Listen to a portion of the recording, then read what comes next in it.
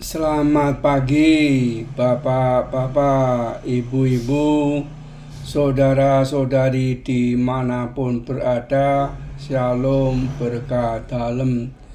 Berjumpa kembali dengan Sugeng Pramono dalam renungan Lukas 5 ayat 27 sampai 32. Ikutlah aku. Ada anggapan bahwa orang harus benar-benar memisahkan diri dari orang berdosa bila ingin hidup kudus. Namun tidak demikian menurut Tuhan Yesus. Tuhan Yesus memanggil Lewi untuk mengikutinya. Respon Lewi total, ia berdiri meninggalkan segala sesuatu lalu mengikutinya. Tampaknya mengikut Tuhan Yesus merupakan keputusan besar bagi diri Lewi pada waktu itu, sehingga perlu dirayakan dengan mengundang teman-temannya, sejumlah besar pemungut cukai dan orang-orang lain. Para ahli Taurat dan orang Farisi tidak bisa menerima fakta Tuhan Yesus bertandang ke rumah Lewi si pemungut cukai dan makan bersamanya. Dalam tradisi orang Yahudi, makan adalah bentuk persekutuan. Bagaimana mungkin orang benar, bahkan seorang nabi, begitu bersekutu dengan orang-orang berdosa? Apa yang ditolak karena dianggap najis, justru itulah yang Tuhan Yesus lakukan.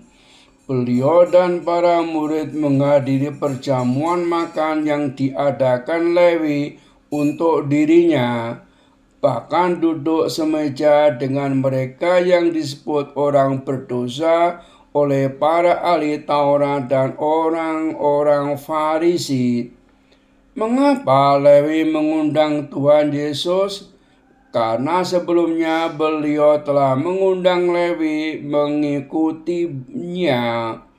Bagi Lewi, undangan Tuhan Yesus tidak hanya mengejutkannya, tetapi suatu kehormatan. Selama ini Lewi merasa dikucilkan dari pergaulan dengan sesama orang Yahudi, apalagi dengan para tokoh agama Yahudi seperti para ahli Taurat dan orang-orang Farisi. Sekarang tokoh sesuci Tuhan Yesus mau memilihnya menjadi muridnya. Murid Tuhan Yesus maksudnya. Undangan Tuhan Yesus inilah yang mendorong Lewi menghormati beliau dengan perjamuan makan.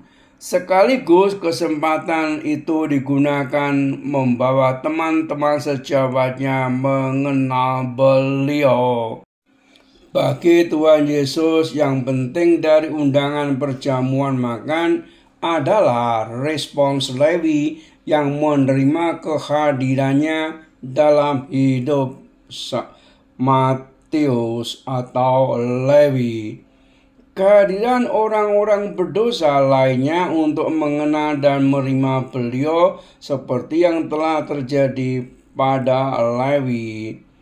Bagi Tuhan Yesus, hidupnya jauh lebih berguna untuk mereka yang menyadari diri sebagai orang berdosa daripada untuk mereka yang merasa diri orang benar dan tidak memerlukan juru selamat. Sebagaimana Tuhan Yesus datang menyelamatkan orang berdosa, demikianlah seharusnya hidup kita menjadi berkat untuk sesama, terutama mereka yang masih berkubang di dalam dosa. Salam dan doa, Tuhan memberkati. Amin.